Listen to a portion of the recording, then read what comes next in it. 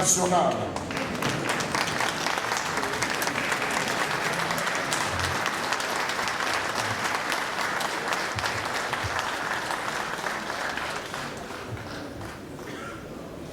Merci.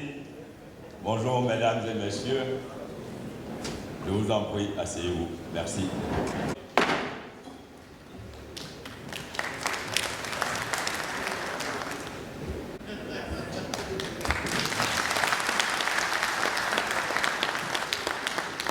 Mesdames et messieurs les députés, l'ordre du jour de la présente séance appelle l'examen d'un point unique, à savoir l'ouverture de la deuxième session ordinaire de l'année 2024 de notre chambre parlementaire. L'ouverture de notre deuxième session ordinaire voit la participation en qualité d'invité d'honneur du président de l'Assemblée nationale de la République démocratique du Congo, M. Vital Kamerhe, cher frère.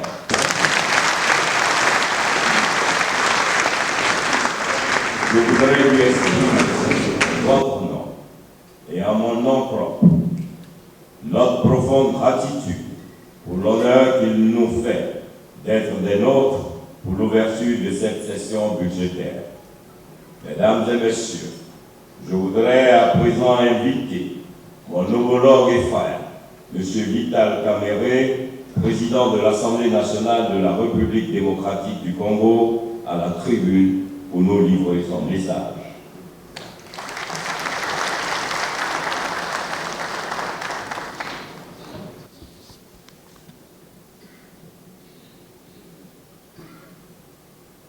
Monsieur le Président de l'Assemblée nationale de Côte d'Ivoire, Madame la Présidente du Sénat, Monsieur le Premier ministre du gouvernement, Messieurs et Mesdames, Madame et Messieurs les présidents d'institutions, Monsieur Gilbert Kofana Koné, haut représentant du président de la République, Mesdames et Messieurs les membres du gouvernement, Excellences, Mesdames et Messieurs les membres du corps diplomatique, Mesdames et Messieurs les ministres gouverneurs, chers collègues honorables Monsieur de la Commission des affaires économiques et financières, lors de l'analyse de la loi de règlement, de la loi de finances initiale. Chers amis des médias, honorables invités, Mesdames et Messieurs, c'est avec un sentiment d'humilité et une profonde gratitude que j'ai reçu et accepté l'invitation fraternelle qui m'a été adressée par mon homologue Adama Bictogo, président de l'Assemblée nationale de Côte d'Ivoire, pour prendre la parole devant votre auguste assemblée en ces jours solennels marquant l'ouverture de la deuxième session ordinaire de l'Assemblée nationale de Côte d'Ivoire. De prime abord, je voudrais profiter de cette occasion pour lui réitérer mes remerciements, ainsi que ceux de tous les élus du peuple congolais, pour avoir effectué les déplacements nécessaires et gratifiants. L'Assemblée nationale vous dit merci. Merci pour votre attention. Merci pour votre présence. De la session ordinaire tenue le 16 septembre dernier. C'est au nom de cette amitié que Son Excellence Félix Tshisekedi Tshilombo, président de la République démocratique du Congo, m'a chargé de transmettre à son aîné et frère bien-aimé, Son Excellence Alassane Dramane Ouattara, président de la République de Côte d'Ivoire, ainsi qu'à l'ensemble du peuple ivoirien, d'expression de ses salutations les plus chaleureuses. Aussi, qu'il me soit permis de faire respectueusement écho aux Ivoiriens pour saluer cette terre d'espérance, ce pays d'hospitalité, noble Côte d'Ivoire, grand pays de bonnes gens qui chérit l'amitié des peuples frères. L'honneur qui me fait en ces jours autant d'hospitalité témoigner envers moi et tous les députés qui m'accompagnent est une illustration des plus éloquentes de votre nation qui reste fidèle à l'esprit d'ouverture de son père fondateur, le président Félix Houphouët-Boigny, qui soulignait très justement la vocation de la Côte d'Ivoire de demeurer l'ami de tous et l'ennemi de personne. Avant de poursuivre mon propos, j'implore votre indulgence pour que je puisse vous présenter mes collègues, vos collègues députés qui m'ont accompagné. Députés nationaux de la RDC, bien sûr. Honorable Mbaya Kandoudi Jean, priez vous lever pour saluer vos homologues. Honorable Inagosi Boulo Indambi Geneviève. Honorable Bazizane Maéché Adel. Honorable Sassé Mouetouti Kale Dieudonné.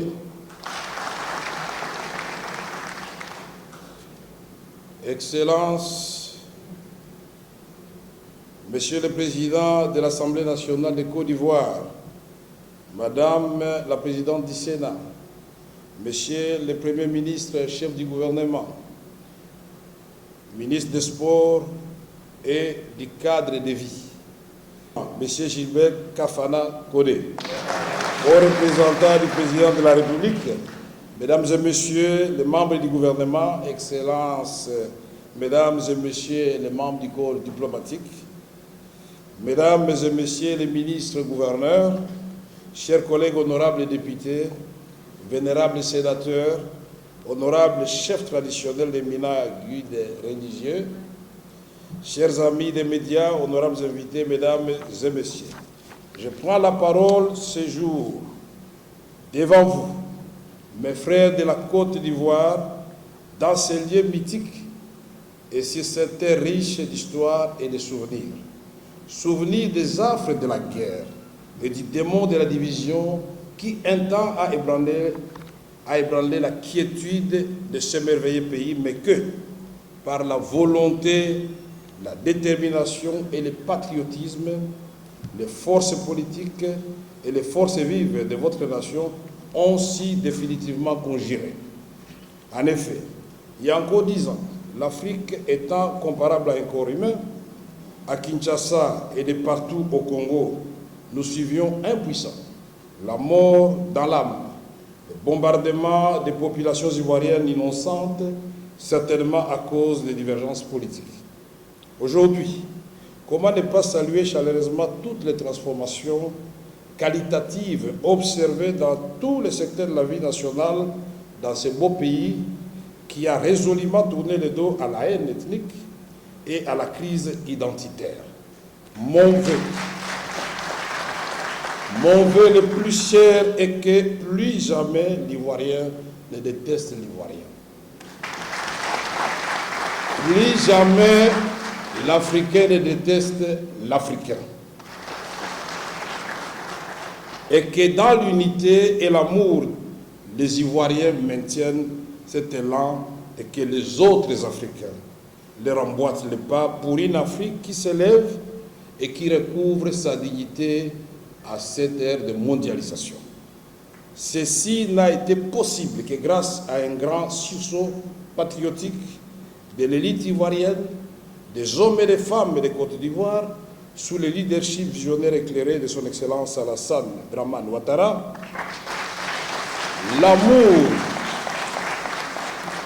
L'amour et la flexibilité des grands hommes, notamment l'ex-président Henri Konan Bédié de Reste-Mémoire. Comment ne pas saluer cette poignée de main historique de vivre ensemble entre le président de la République, Ado, et l'ex-président Laurent Gbagbo, que je salue en passant. Seuls les grands hommes sont capables d'un tel dépassement.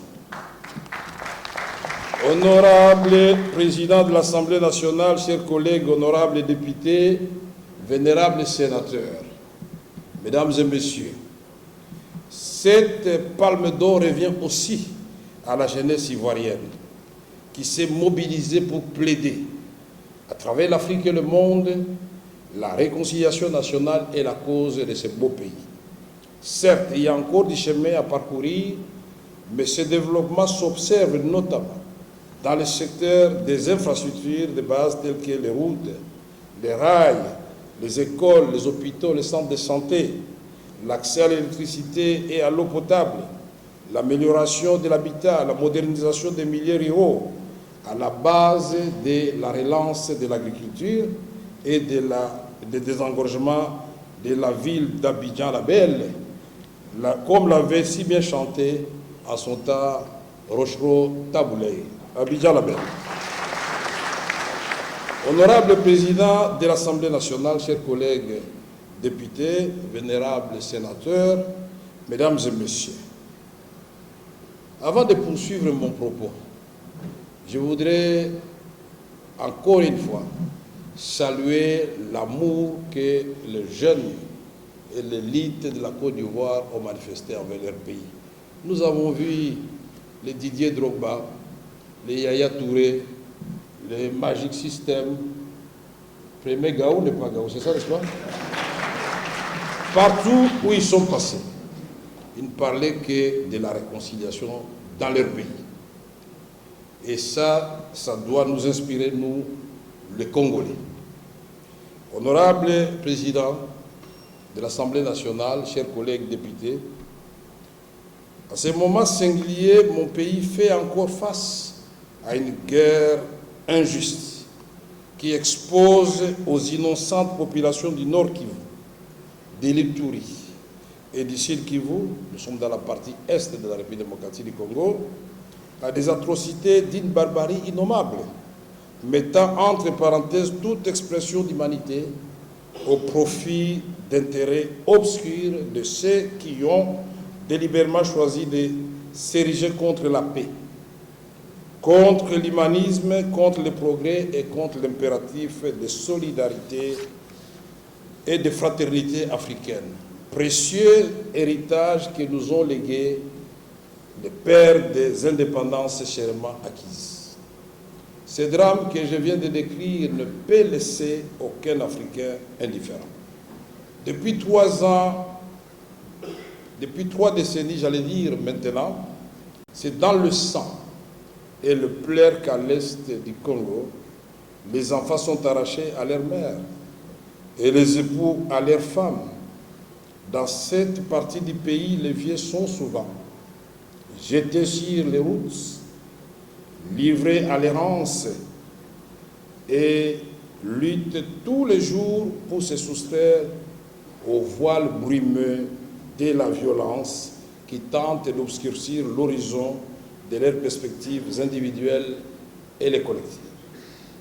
C'est depuis 3 décennies, en effet, que des bruits de bottes et les coups de canon charrient les rivières de sang et des torrents de larmes de nos terres, sur nos terres de l'Est, pourtant si riches et si belles.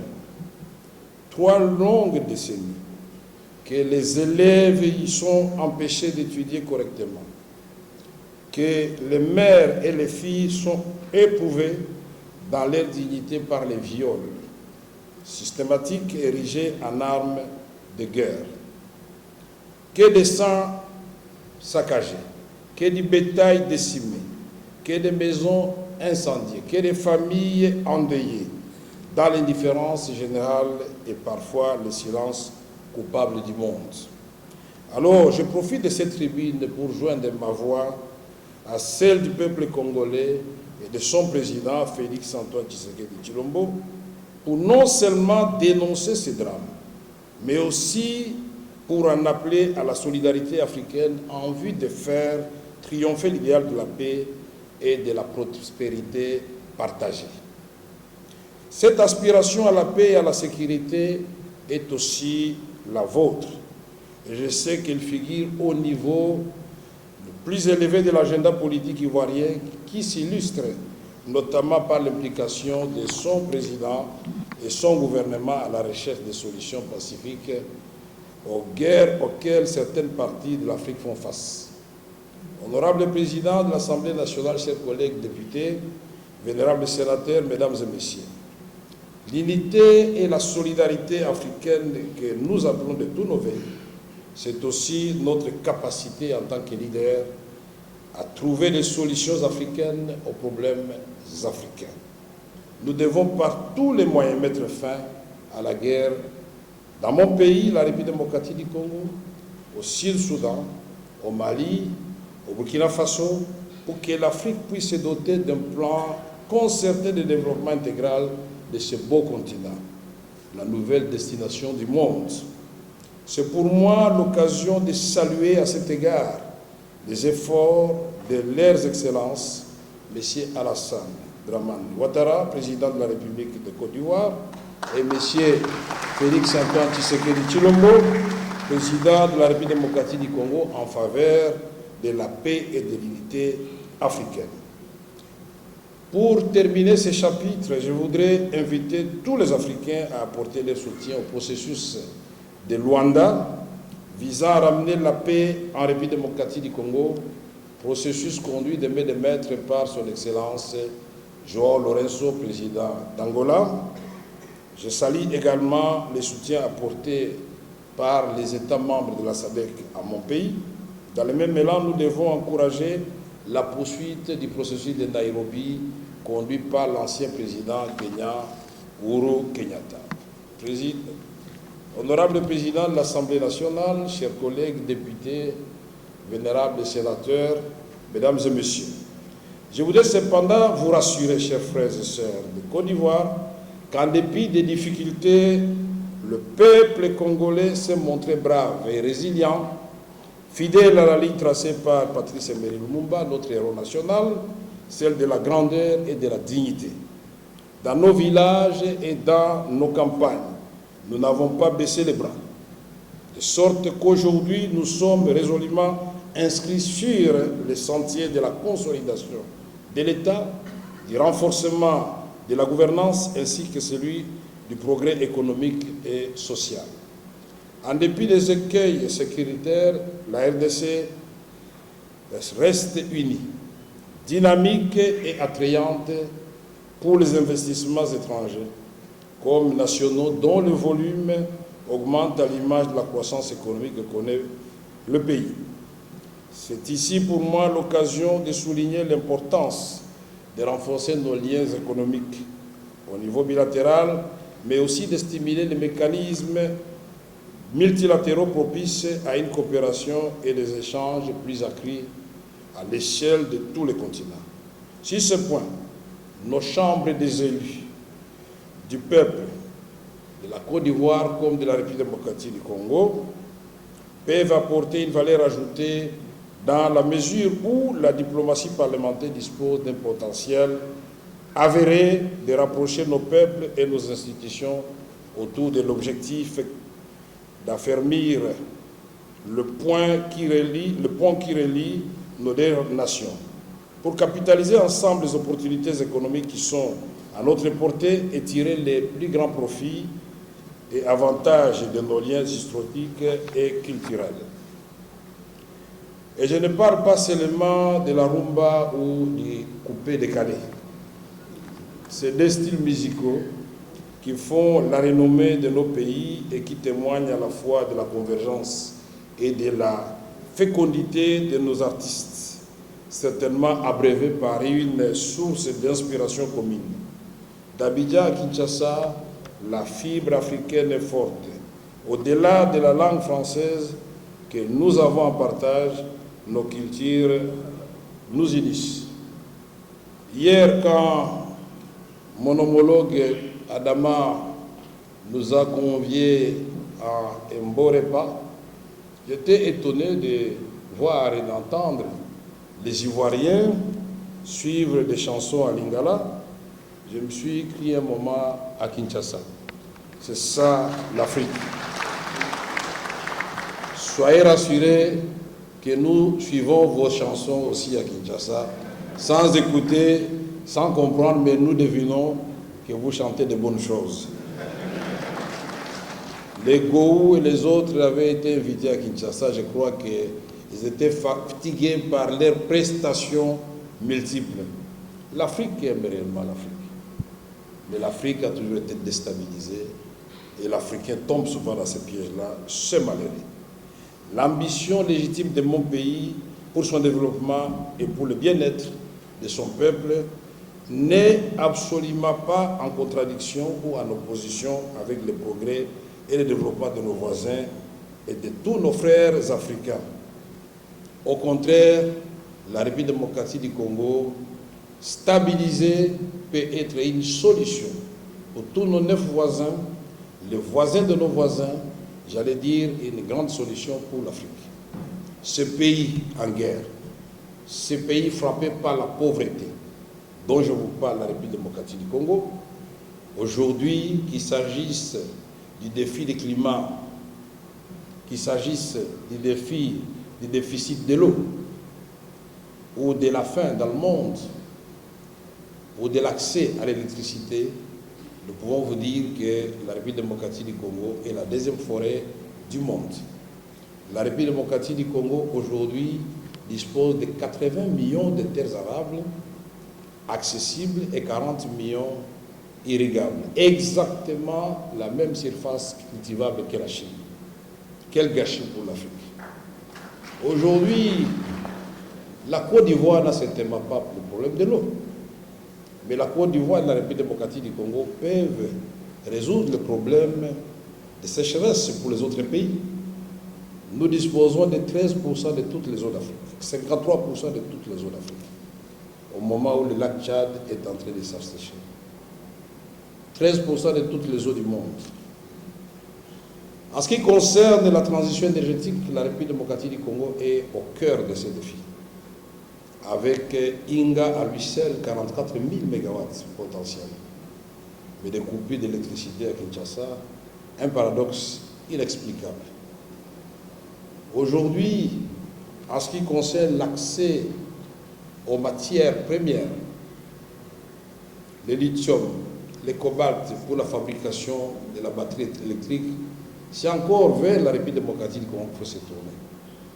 Aujourd'hui, tous vos téléphones que vous utilisez contiennent la matière venant de la République démocratique du Congo, les minéraux du sang qu'on appelle le coltan.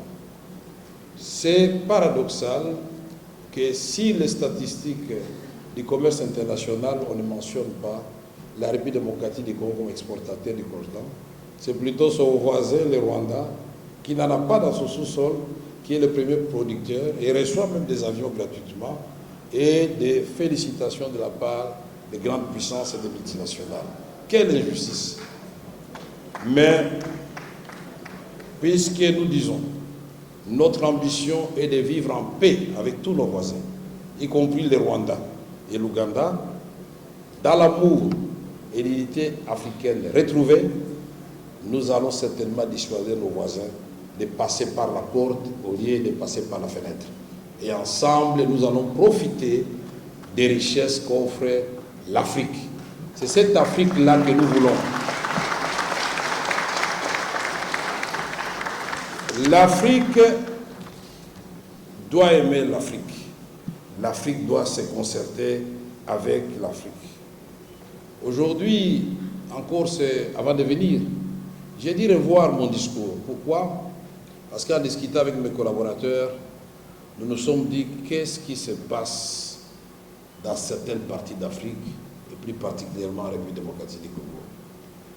J'étais ici lors de Makutano, à l'hôtel Ivoire, mais je reviens, le même chemin qui m'avait amené à l'aéroport, je ne l'ai pas reconnu. J'ai dit, mais qu'est-ce qui se passe? On me dit qu'on est en train de construire 100 km de rails. Nous voyons les reboisements, nous voyons l'éclairage la nuit. On a envie à la fois de pleurer de joie pour les Ivoiriens, mais de pleurer de peine pour les Congolais. Ça fait mal au cœur. Et tout est question de volonté. La volonté ne manque pas, mais c'est depuis 30 ans que notre pays est en guerre.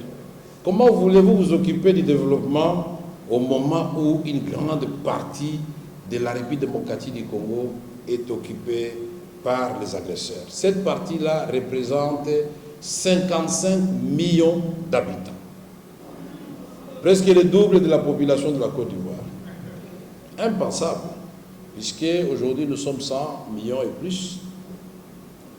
Et nous pensons qu'avec l'aide de la diplomatie parlementaire, vous allez certainement venir au secours de la République démocratique du Congo, qui se bat derrière son chef, son Excellence Félix Antoine Tshisekedi Tshilombo.